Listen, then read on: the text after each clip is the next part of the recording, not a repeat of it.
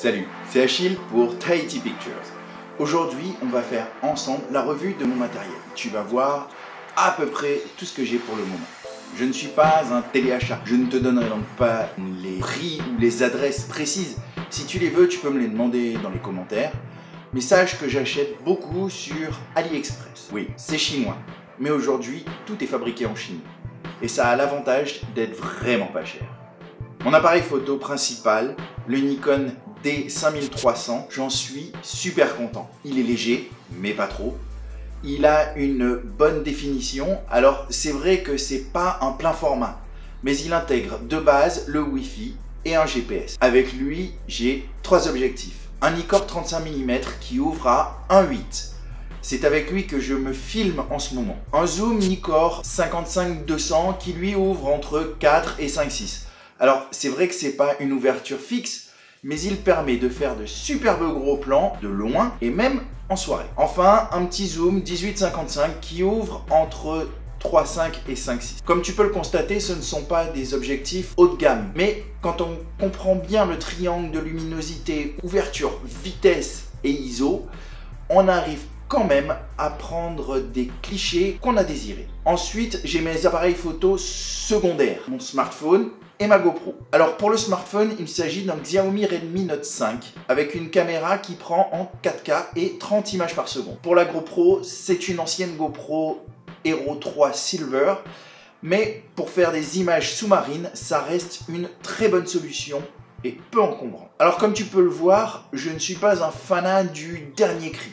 J'achète surtout en fonction de mes besoins. Pour la luminosité ou la lumière, comme tu veux, j'ai commencé à acheter 2 projecteurs halogènes de 100 watts, type projecteur de chantier.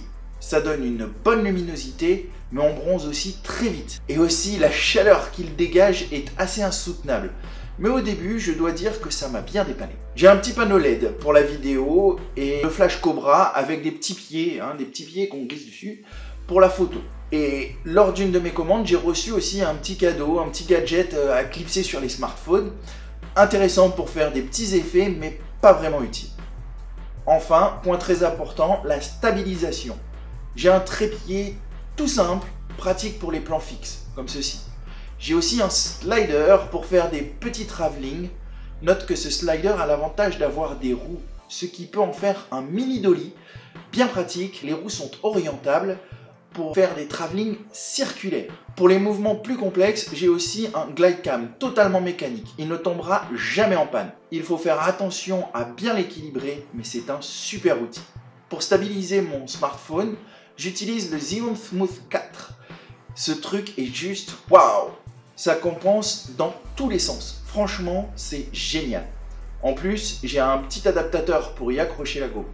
Dernier point et non des moindres, le son. Là, j'ai 3-4 micros. Le premier, c'est un micro Bird en USB que j'utilise pour faire essentiellement les voix off. C'est un bon micro.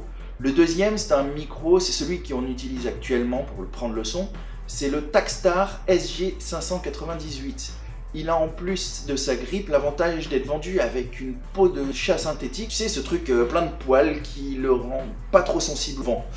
Le troisième micro, c'est un simple micro cravate. Et je disais 3-4 micros parce que le quatrième micro, c'est pas vraiment un micro. C'est celui qui est sur les écouteurs de mon smartphone et que j'utilise souvent en micro cravate lorsque je filme justement avec le smartphone. Et voilà pour mon matos. Comme tu peux le voir, ce n'est pas le matériel qui fait la qualité des vidéos, mais bel et bien l'œil et le montage qui font toute la différence. Ah oui, juste un petit truc pour conclure, j'ai quelques vidéos en préparation qui sont assez sympas. Je suis vraiment au tout début de ma chaîne YouTube. Dans les commentaires, si tu veux poser des questions sur mon matos ou sur son utilisation, je mets vraiment un point d'honneur à répondre à tout le monde.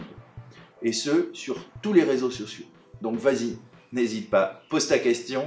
Abonne-toi. Moi je te dis à la prochaine vidéo.